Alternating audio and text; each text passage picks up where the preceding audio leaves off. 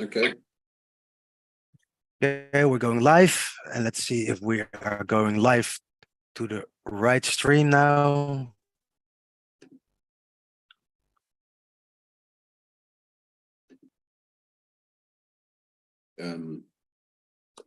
No. No. Okay.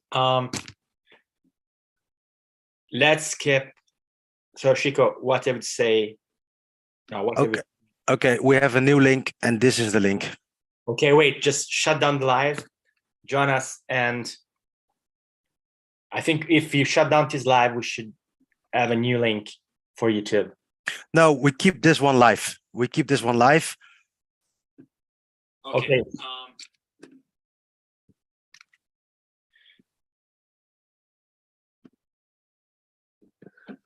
Hello, Matteo. Yeah, I'm here. Okay. This is the link I just gave you. Could you drop it in on WhatsApp, please? So I don't have to. Okay, cool. So I'm gonna do a new story, right? Yeah. Yeah. So perhaps I'm gonna write sorry. There was a problem. Maybe we should do an artwork to prepare for these situations, eh?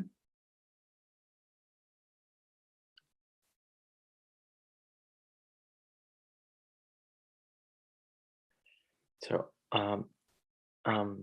link. All right.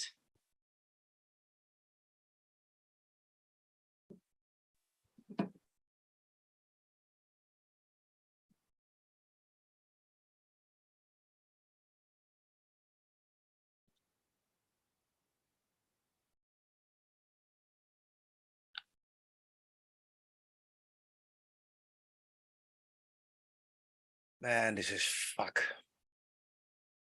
Why? You are live, huh?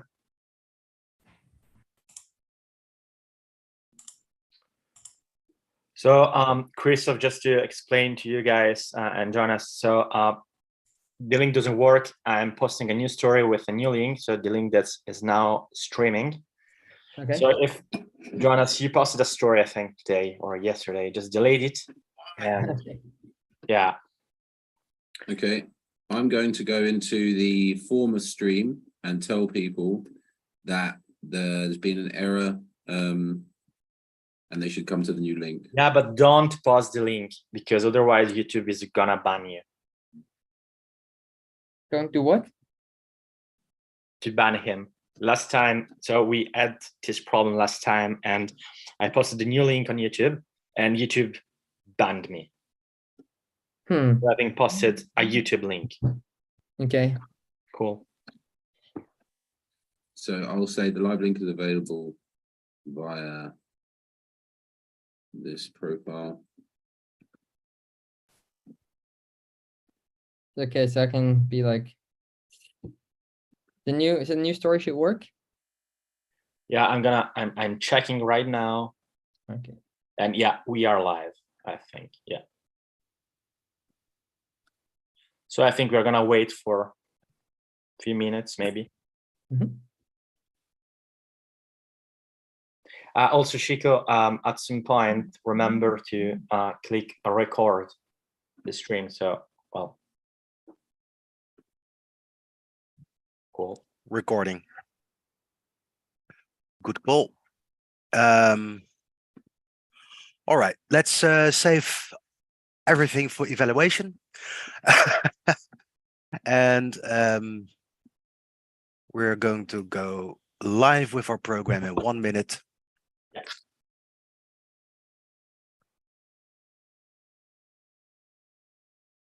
Go camera on, Matteo.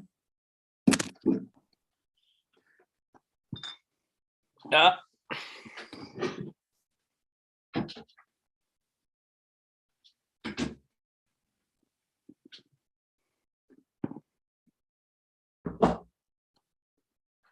I like your background.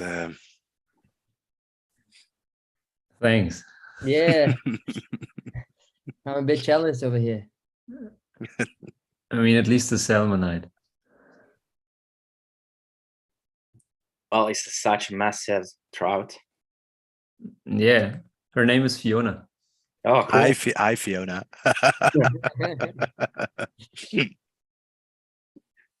Funny.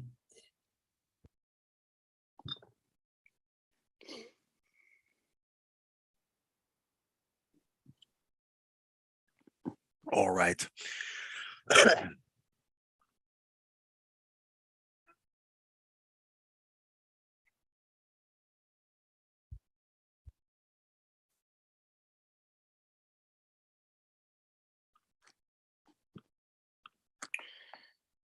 Yeah, so I don't know when we want to start, but I think now is a good time. you think? Jack, your video is still off. Sorry. And Jack, you should mute yourself unless you're talking. Otherwise, the live stream will flip to you.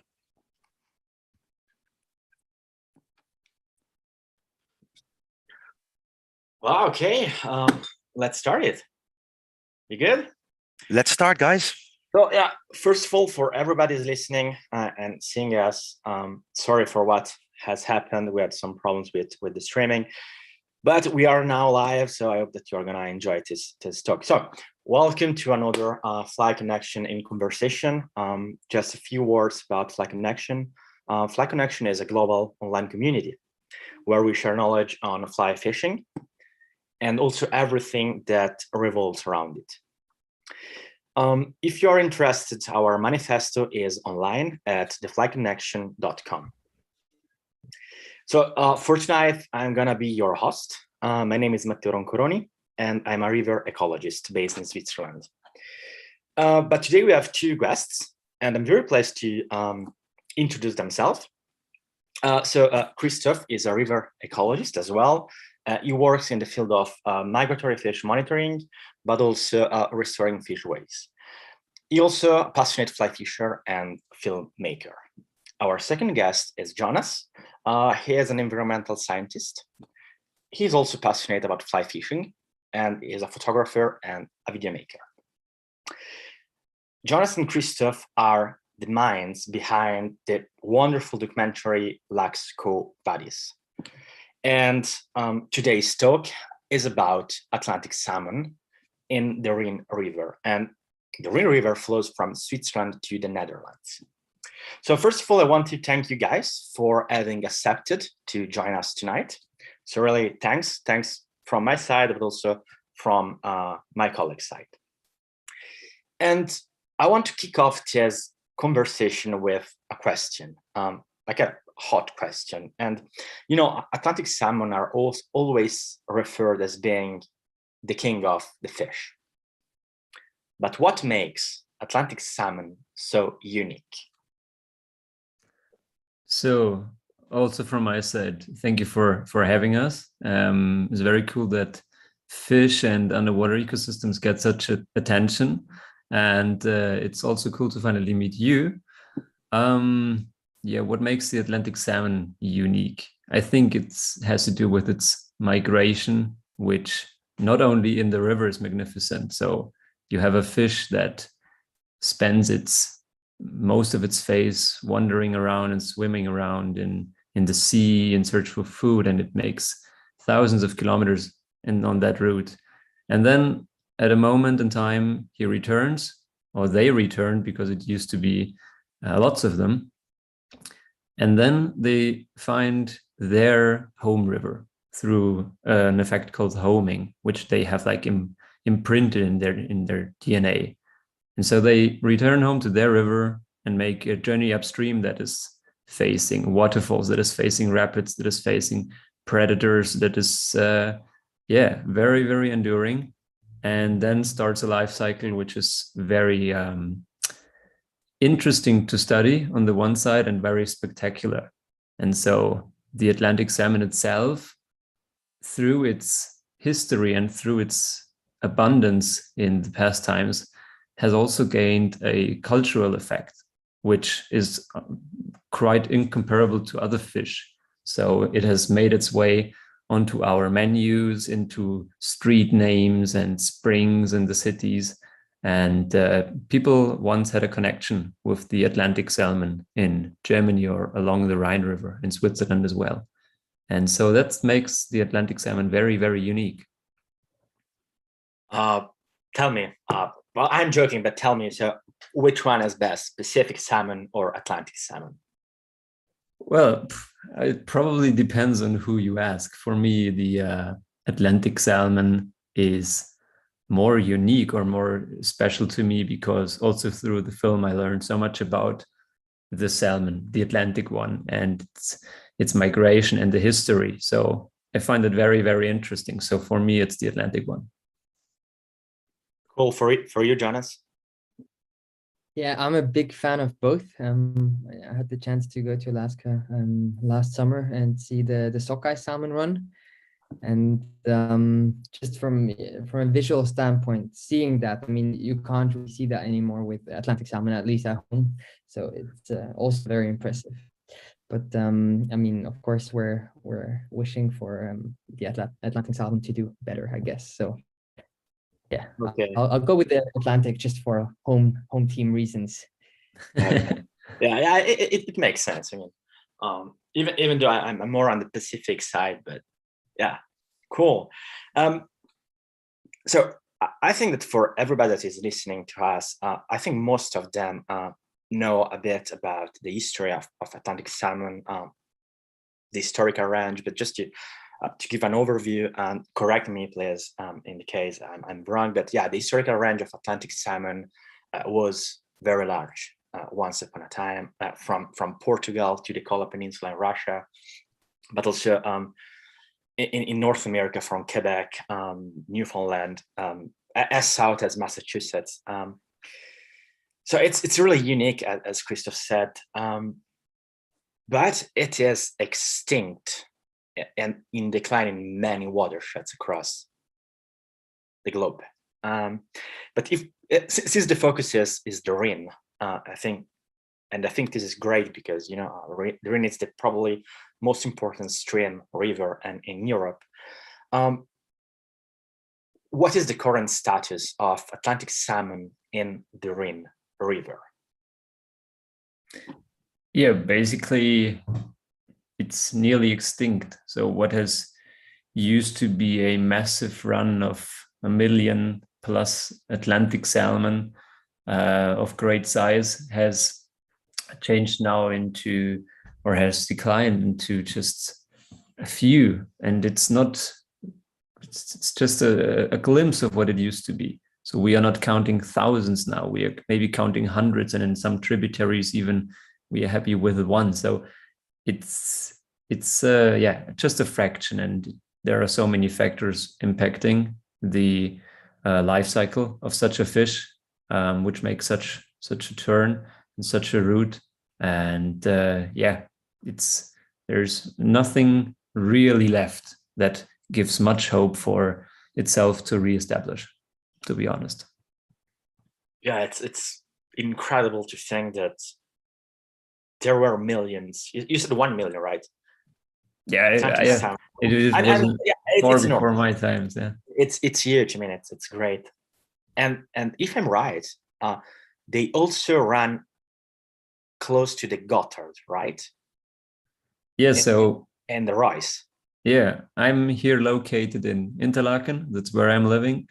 And this is where some salmon used to migrate up to. And if you imagine the whole Rhine River through Germany, from the Atlantic up through over the Swiss border, Basel, and then following the Aare, it's just enormous when you think of how far they are traveling or used to travel.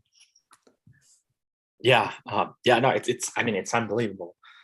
But the point is, there are no more salmon, right? And I think that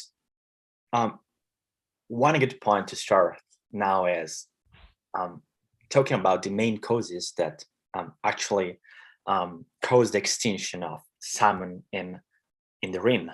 So if you want to, yeah, explain us a bit what happened?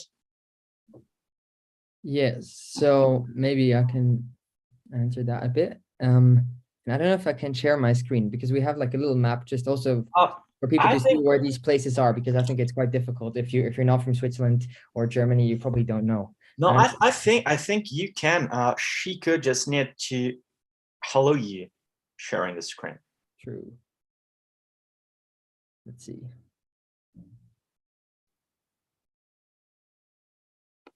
Yeah, that looks like it should work. Okay, do you see a map? Yep. Yeah, sure.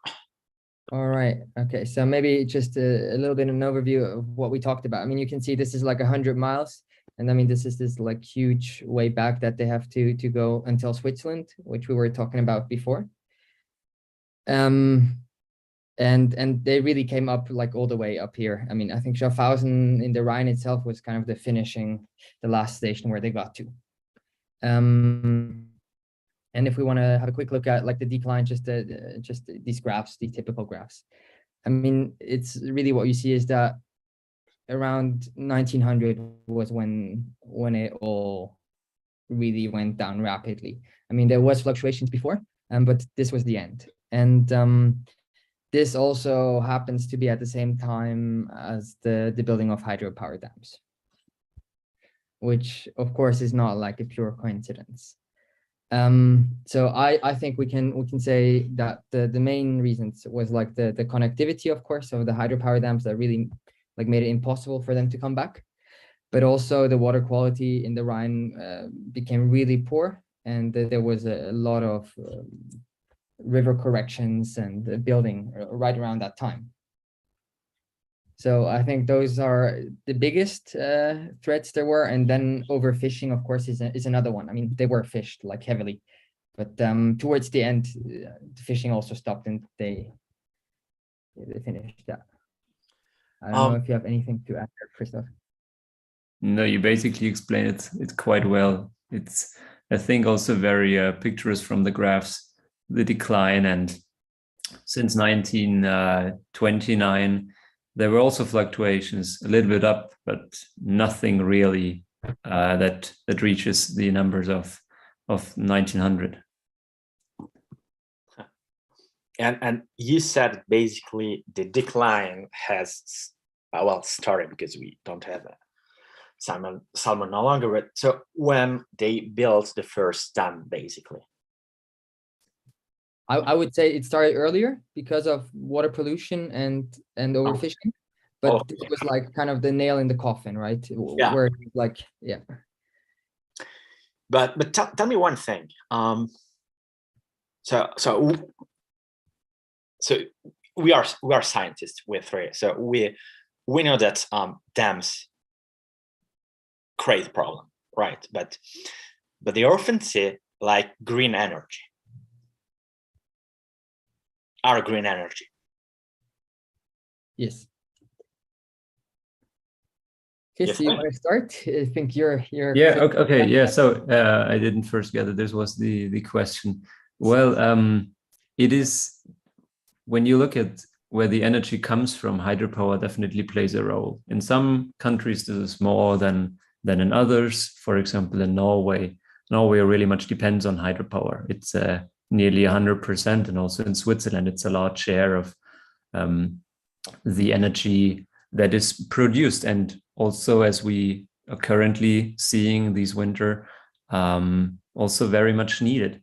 And back then, I think it was very different to what it is now, because back then it was just go for it, building dams, making use of what a turbine can produce in energy, and fish.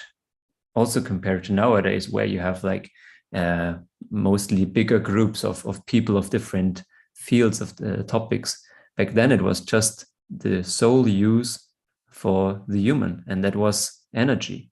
And back then green energy wasn't a name that was not talked about. It's just something that we at some point put up on hydropower to be green, because it's a energy which uses not uses like fossil fuels, for example. So the name green energy was invented some years ago, basically. But back then it must have had an enormous impact for sure, because it was the connectivity on the one side that was blocked, and there were no fish ladders back then. It was not something that was debated, because it wasn't also invented, basically. Back then it was just for the sole use of humans to create energy, which was back then also demanded.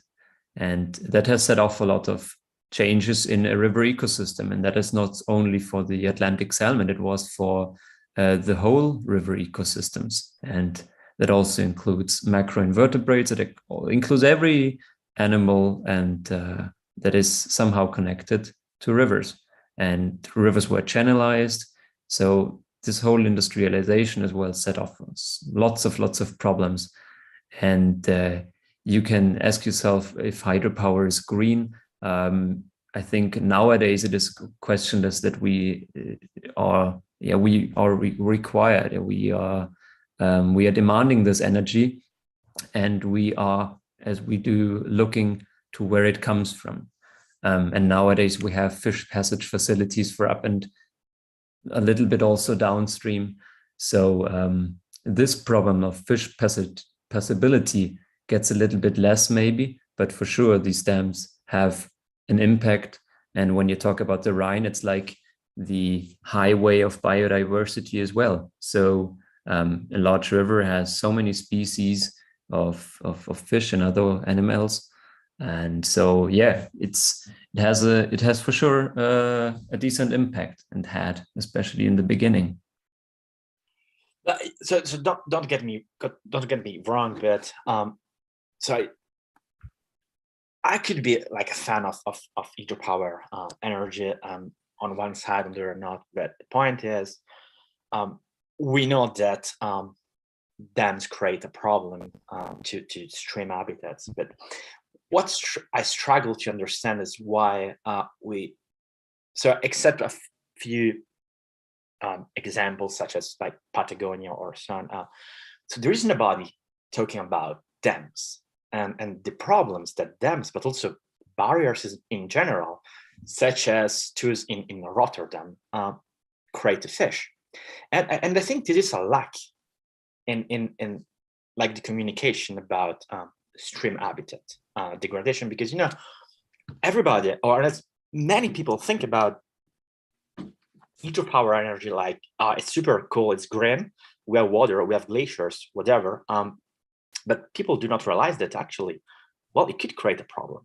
And what is missing, in my opinion, in the decision making, but also in policy making, it's really just acknowledge that there is a problem.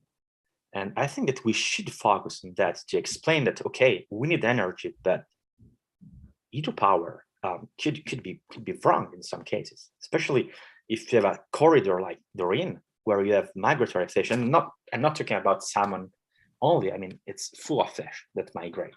So, but well, that's my opinion. I think that we need to talk about that to really get people know that they could create a problem. So yeah, but anyway, yeah. So I think what is really interesting there to see is the different approaches that different countries have, right? I mean, we have the US, which is on this really dam removal highway, basically, with all the famous movies about that. And then we have Europe that is like building more. I mean, there's also these movies about the Balkans, right, where we have like a huge amount of projects planned. And I mean, I don't think either one is right or wrong. It's different priorities maybe that are put in place. And I think that the difficulty is like with stuff like big hydropower, at least in Switzerland. I mean, it's such a substantial amount of energy that we produce. I mean, we produce like 60% of our energy from hydropower, is that it's basically untouchable.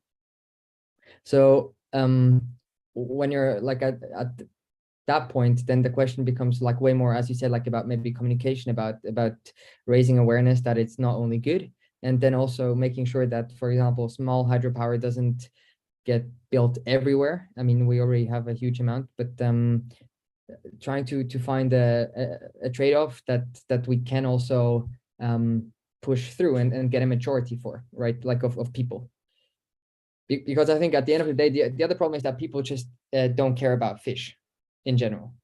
It's very hard to make people care about fish compared to anything that's furry and cute. Yeah, you're right, because I mean, fish don't make noise, so yeah, nobody cares. But I want to come back to one thing you said. We need energy.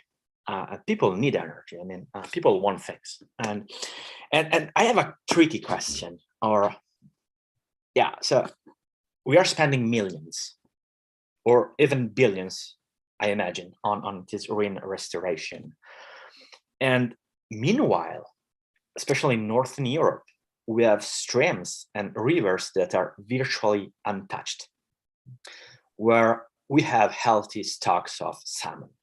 And my question, or my feeling is, are we doing it right? I mean, we are spending money on the Rhine, but the Rhine is heavily urbanized, is an important waterway for fuel, goods, and so on. And I don't know, I have this feeling that maybe we are doing right, but we are doing something that is useless, because economy often wins. And the question is, wouldn't it be better to focus on protecting the untouched streams of Northern Europe instead of a river such as the Rhine? I think you cannot do either of them. You definitely have to protect what you have, and it could be a native stock of brown trout in a undisturbed habitat without any barriers. No question, we need to protect that. But on the other hand, we need to try to reestablish fish like the Atlantic salmon, because it acts like a so-called umbrella species. So if you help the Atlantic salmon, you help basically the whole fish community, because it has the highest requirements towards its ecosystem and towards its habitat. And so it is definitely also important to look at the Rhine, to look at the large hydropower plants, because even though they produce much energy in comparison to some small dams in some little rivers and creeks, they are standing in the middle of these biodiversity corridors, what I mentioned earlier, where you have lots of fish. And it's not only the salmon, it's also the shad migration, which many do not know about. It's the same with the Atlantic salmon, that if I talk to friends or about the topic of Atlantic salmon, nobody of them knows that it was in the Rhine, that it migrated through the Rhine, because the salmon is a fish that you see only in supermarkets labeled with Pacific or Norwegian. So I think you have to raise awareness, and maybe here the bigger cities or the more populated areas come in a little bit more handy, because as in cities like Basel, for example, in Switzerland, you have a river that was once in the migration corridor of salmon, and you can make people aware that in front of their door there was this magnificent fish migrating through.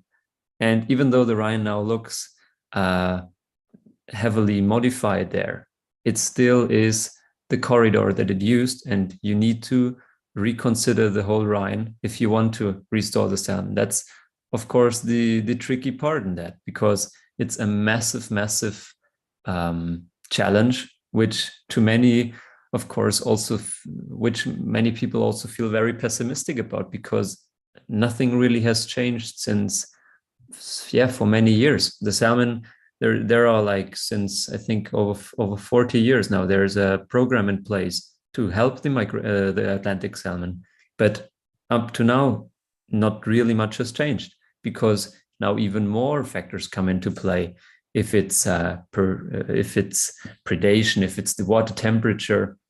So it is a totally tricky challenge, but you need to challenge it, to tackle it, in my opinion, definitely.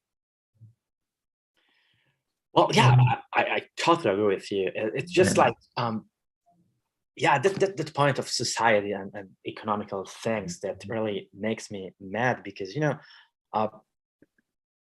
as I said, the economy wins. And as you said, it's 4 years now that we are trying to reintroduce salmon, and apparently it doesn't work. And that's it. That's my point. It's really, so I think we are doing right. So, well, they are doing right, but it doesn't work. And I don't know. I feel that we are kind of losing other salmon fisheries, while also we are trying to restore the hold. I'm not just talking about the Rin. And I don't know.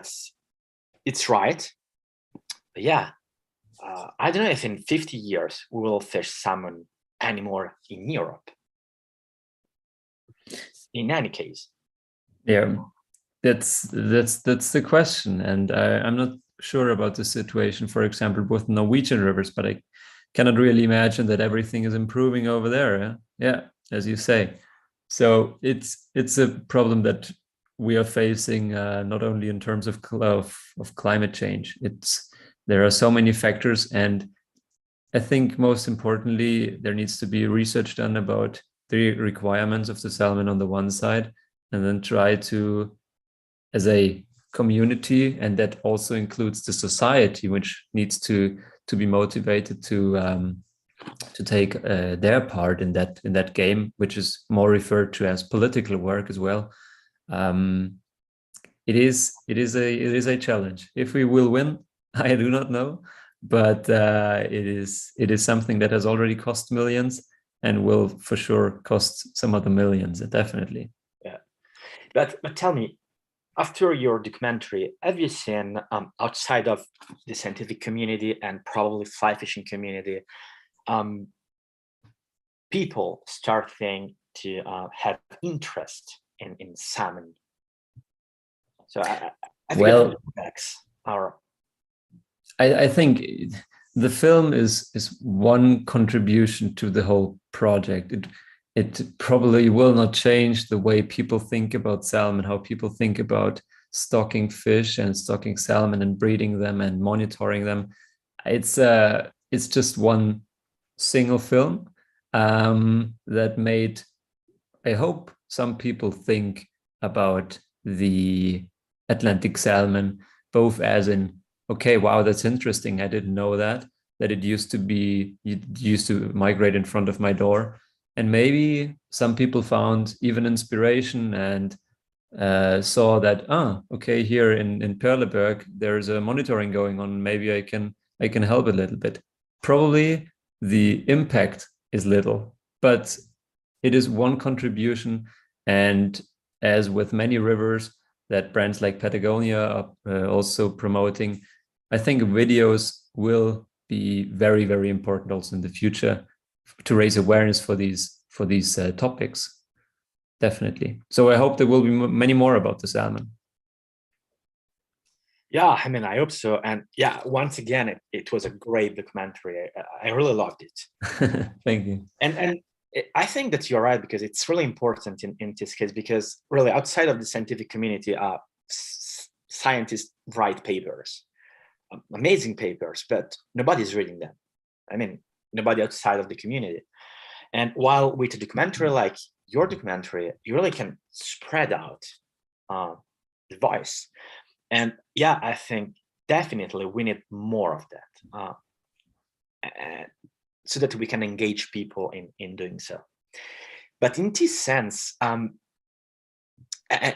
watching your documentary, I was a bit like astonished by this Sanders disaster and the societal point of view of the disaster. And the sense is, so the salmon disappeared around 1950, right? Something like that.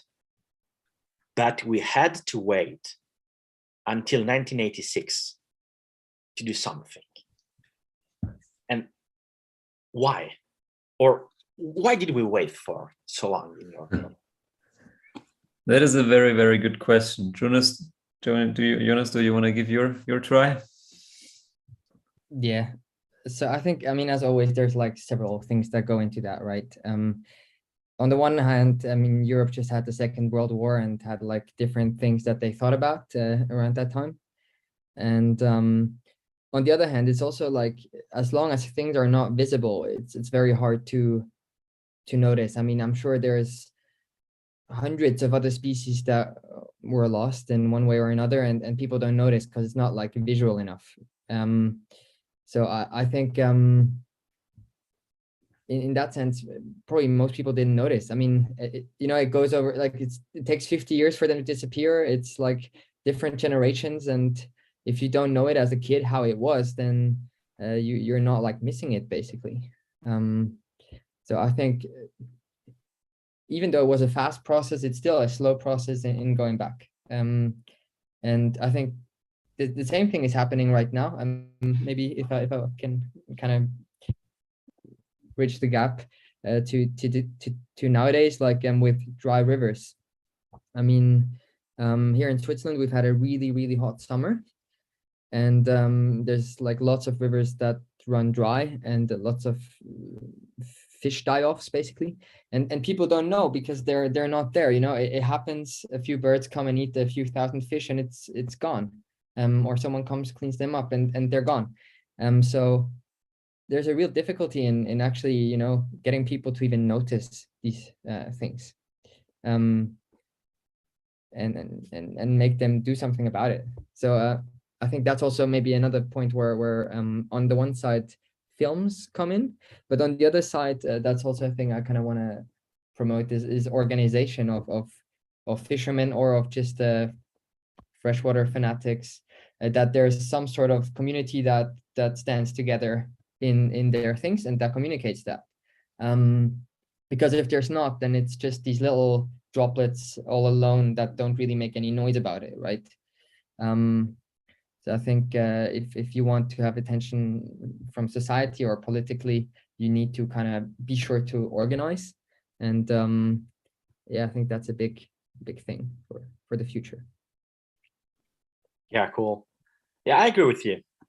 And another thing that I don't know if it made me laugh or cry about the documentary, it was, I don't remember the guy who said this, but we have the same problem here in southern Switzerland. Birds.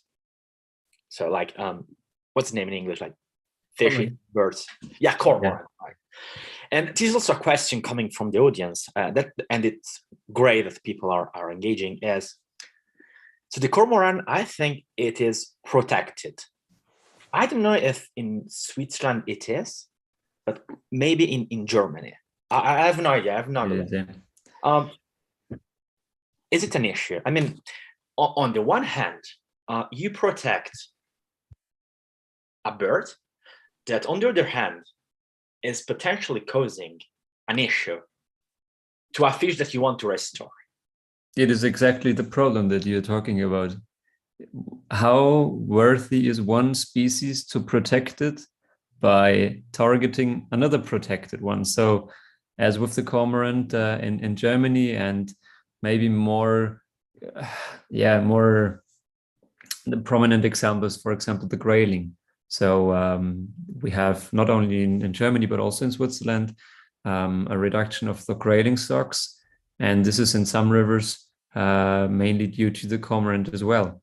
And the question now is, should I shoot in the end one protected species to save another? This is a question which is hard to answer. I am in favor of the fish, so I say that regulation, and humans try to regulate much in their surrounding, is an important, because it's really on the border of extinction in some rivers, the grayling. But yeah, it is also another difficult question that is currently we are faced with. But yeah, so sorry again, I'm totally ignorant on that topic. But do you think that with climate change, we're gonna see more and more cormorant on our river? I cannot really say that. I'm not sure how the cormorant is impacted by global changes. Well, I mean, in general, if it might profit from warmer breeding seasons, then it could definitely. The cormorant in the end will have a problem when there is no fish anymore in the rivers, but it will find something probably. I cannot really answer the question about the climate change with the cormorant. Oh, yeah, I don't know either. Maybe somebody from the audience know the answer. So just like, maybe I can give my 2 cents about that too, because I know that Christoph and me are a bit on not on the same side there. I think it's very important also there to kind of keep it in perspective, because Christoph knows more about cormorants than me for sure. He wrote his, I think, bachelor thesis on them, and is more into the topic. But just from also, again, like a environmental science point of view and also a political view, we have the Swiss Fisheries Association that actually went into the federal court to try to get them to stop cormorants being protected in some cases and so on, and they kept on losing. So I think you have to pick your fights like wisely, and I feel like as in hunters, when hunters are against big predators, usually it's not received well. And I think it's a similar thing with fishermen. It kind of gives that kind of feeling of, oh, they're just scared of having someone else eating their fish. As we know, the whole system is really complicated with salmon, but also with other fish, as we said, like hydropower, fragmentation of the habitats, but also climate change and so on. So I think it's very important that we try to be clever in what we ask for, and don't fight. Like, I mean, that doesn't mean we can't say when things go really badly, but just try to play smart and not Yeah, I think one other example that we could point out here is another fish species that predates salmon, and that's the catfish, which is becoming more and more a problem in the Rhine. There is also a scene in the movie where you see a catfish inside a fish pass chew on a salmon. And this is something that is now sadly very, very common. And that fish for sure profits from warmer temperatures in favor of his reproduction effort or success. And that is really becoming more and more a problem. And unfortunately, you do not really see what happens underwater. But if you have a look on the catches of fishermen and the migrants of salmon, and then you see such video sequences, you really get a glimpse of what could happen in terms of predation of upstream migrating salmon, and on the other hand, downstream migrating salmon, which are maybe more predated by cormorants, because an upstream migrating salmon with maybe 1 meter or 70 centimeters is not really something for the cormorant. It's a little bit too big, but I guess cormorants will probably be more preying on the smalls, which are downstream migrating then. Yeah, sure. That clip of the video with this catfish, eating the salmon was astonishing. It's like in theater. Yeah, but so I don't know if we will ever see it in the rain. Maybe not, hopefully. But there is also another species that is probably causing competition with Atlantic salmon, and we see it as, I think, in the Kola Peninsula and in Norway, is pink salmon, which is a Pacific salmon, not an Atlantic salmon. So, what exactly does such kind of invasive species to Atlantic salmon? Because from a outside of fishing, outside of science perspective, they are both salmon, but they are true, yeah. So maybe there's someone in the community who is doing research in Norway in these rivers.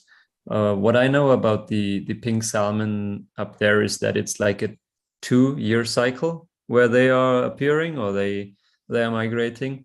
I guess that part of the problem is also the availability of spawning grounds. I think I heard that pink salmon tend to spawn a little bit more downstream than Atlantic salmon, but maybe it's then competition in the juvenile phase as well. So I haven't studied that topic, but it's for sure something to keep an eye on now. And I know that in Norway they also go after them with harpoons when they enter the fjord. Yeah, it's for sure very upcoming problem, and it's not only since 2 years or 5 years. I think it's also became a problem a couple of years ago. Okay. And so, okay, invasive species, but I would like to come back to climate change because, well, we are facing it. And Jonas started to talk about drought. And one thing I would like to know, because I think it's interesting, is what are the effects of drought on our rivers, but most importantly, to those migratory fish that need water to run upstream? Jonas, you don't want to go for it?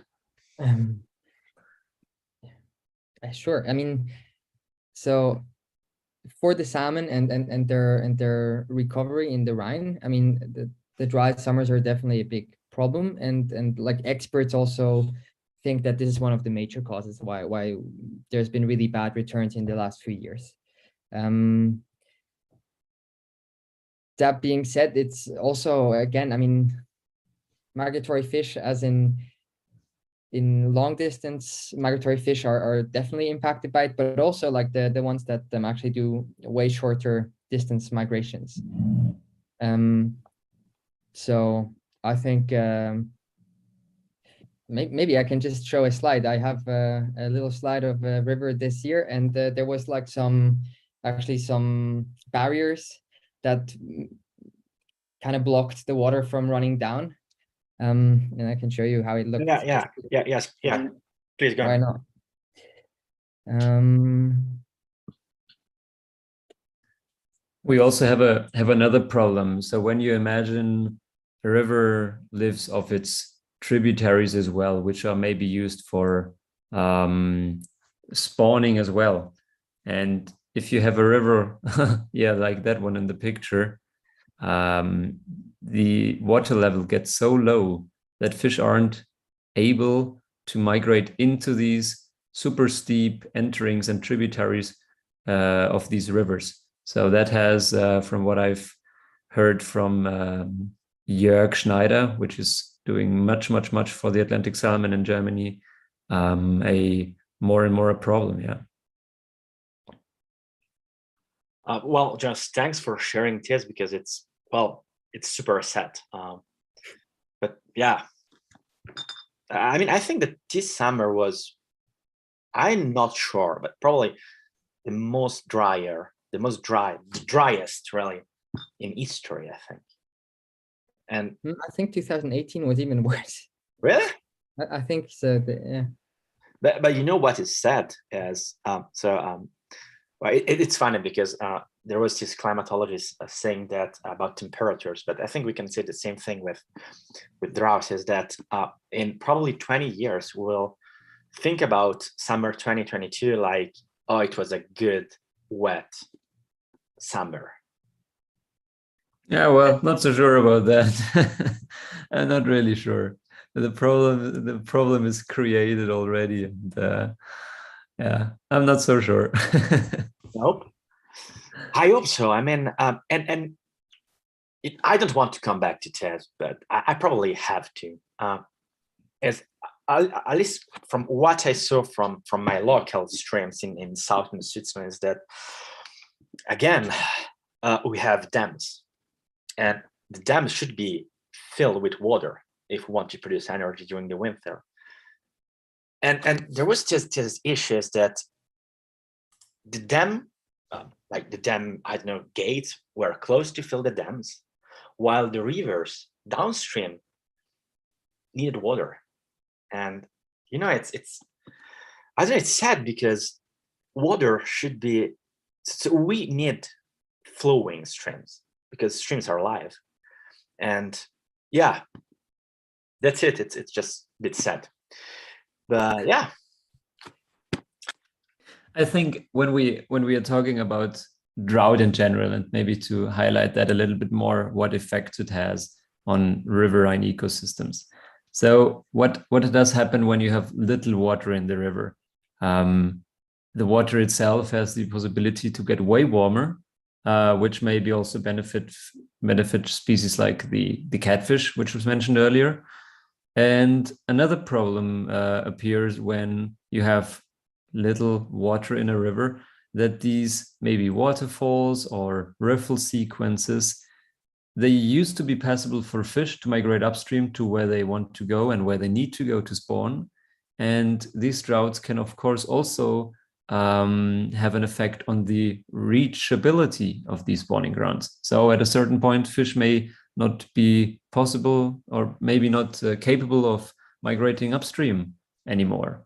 And there are other factors like the oxygen saturation in warmer water then, which increases also the stress level for fish. So if water gets warm, the preference for fish really declines. You have that for cold water species like brown trout and grayling, and they are dependent on cold oxygen-rich water, and that really is impacted by hot summers like this one, and in the same way then droughts which follow that.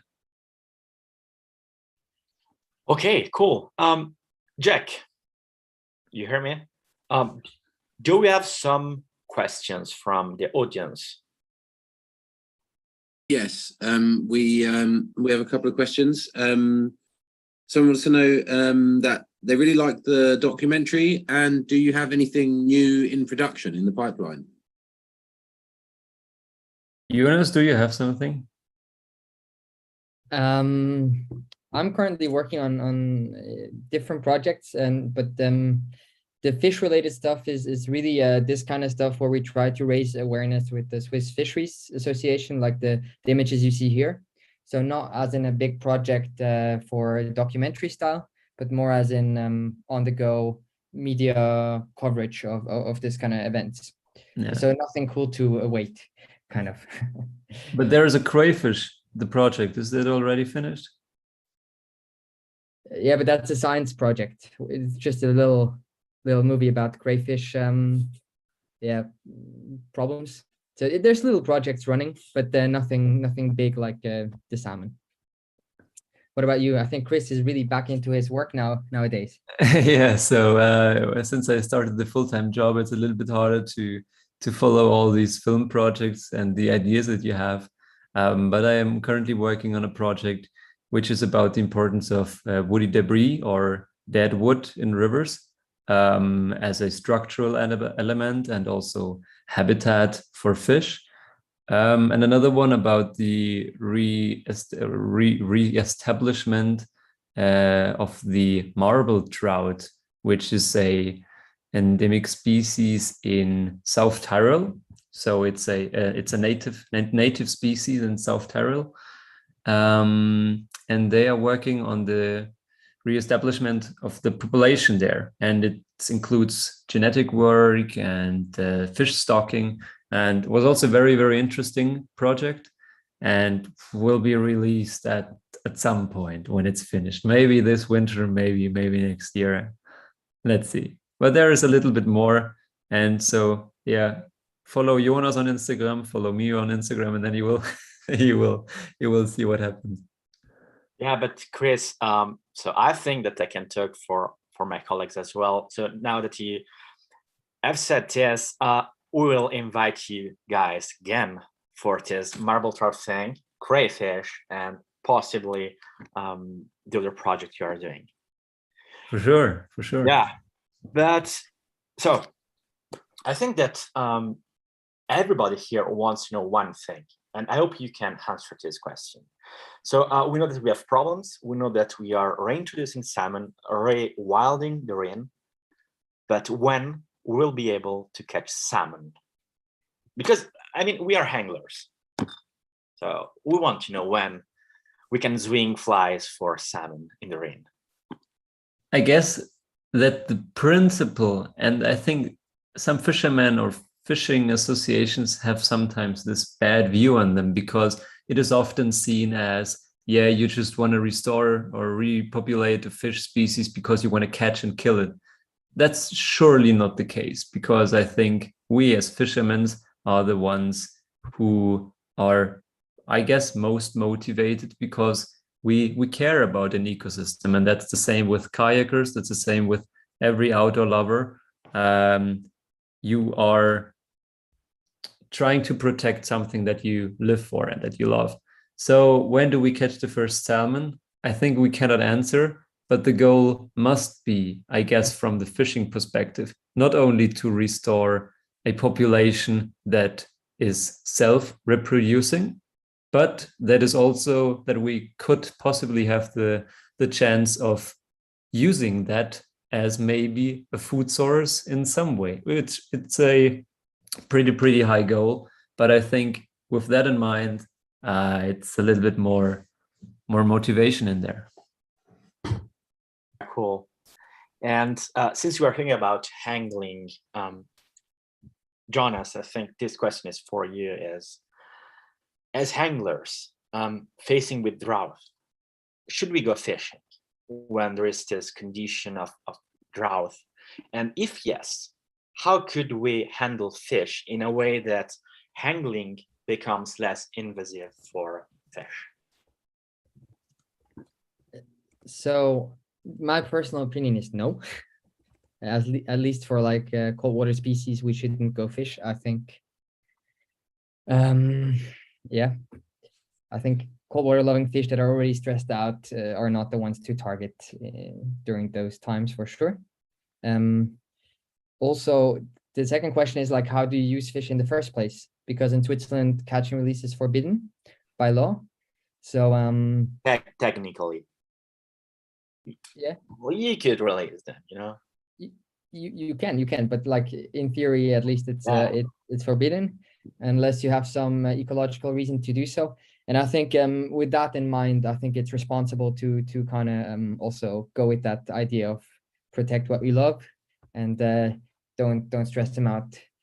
Change like your species that you fish for, go for barbels or whatever, or change the place you go fish. I think it's not a problem to find other ways, or go document it and then try to make sure that the people from the state actually do something about it. So try to support your local water in some way like that. Maybe that's my 2 cents. Yeah, I'm on the same page, because fishing in a drought is not really a long thought that you have, I guess. So we want to fish in these rivers that we love so much for the next years as well, and that by doing so, we need to figure out a way of protecting them in these very critical times for the fish, definitely.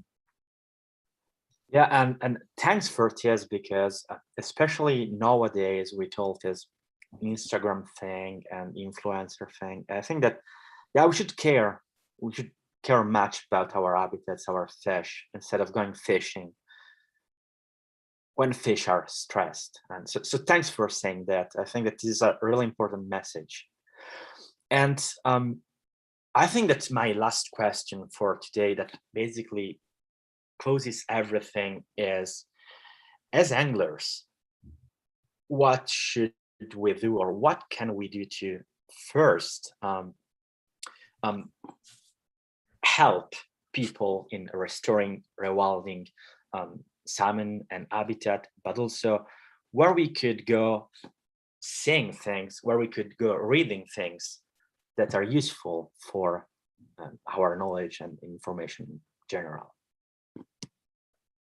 Well, I think first of all, you can share things that you read about salmon, and maybe there are so many pages like the Atlantic Salmon Trust, who is also supplying the population with information. There are these movies, and I think if you share that, you can raise a little bit of awareness for that topic. That is, I think, the first and the most important one for the broad community out there. So to raise awareness for the topic. And then there are so many more barriers, little ones without hydropower production anymore, that need to be reduced, and to even create a migration corridor that has once been in place. And yeah, it's the life cycle of Atlantic salmon is so big and so complicated. It uses every part of it to be fulfilled. Otherwise, it will not be successfully reproduced. And so there's you can help there with creating spawning grounds, with even there are like barrier tracker apps where you can post your closest barrier, which may be only an old sill, which is not fish passable anymore because no one ever dealt with it. So yeah, there's a little bit and much ideas to follow. Okay, and just one thing for the audience, and since you talk about watching spawning, which it's a wonderful I could say, please, so spawning season, at least in Europe for the trout and salmon, salmon I don't know, but trout of course, is going to start soon. So please go watching spawning, post your pictures on Instagram and tag the Fly Connection. We are probably going to launch a program soon about spawning ground detection to like kind of collect data on spawning grounds worldwide. So the more we collect, the better it is. So just go walking on the banks, watching this beautiful moment. Yeah. And I think maybe one thing that for me was very exciting about the whole project of our movie was the cultural aspect of this fish, which has now been very much forgotten about. And when we did the research on the movie, we stumbled over a man called Heiner Matzinger, and he has a book. Oops, maybe it doesn't work with the background, but it is a book about the history of the Atlantic salmon in the Rhine.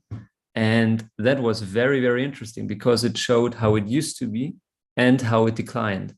And the book is called Der letzte Lachs am Rheinfall, which basically is translated to The Last Salmon at the Rhine Waterfall. And it was a very, very interesting book. And Jonas and I ordered a ton of these books, which we will give out for charity reasons and to collect a little bit of money for people who are really actively working in the topic of the restocking of salmon. And that's a little contribution that we want to do. So if anyone's interested in this book, they can send over us an email and we will send them a book. It's very, very, very interesting and gives very, very much of the cultural impact of this fish. Very interesting. And if I well remember, if people want to contact you, so your website, Chris, is christopher.reuter.de. Yeah, it's Christoph.reuter or at what was it? It's Christoph.reuter.de. Yeah. Okay, let's make. I think that we post on Instagram both websites. So if people want to get in touch with you, definitely you can get all the details over Instagram as well. If you, Jonas, want to say something to conclude, or if people from the audience want to have the last question, this is the time. Otherwise, I think that at least from my side, it was great talk. Thanks, guys, because wow, it was superb.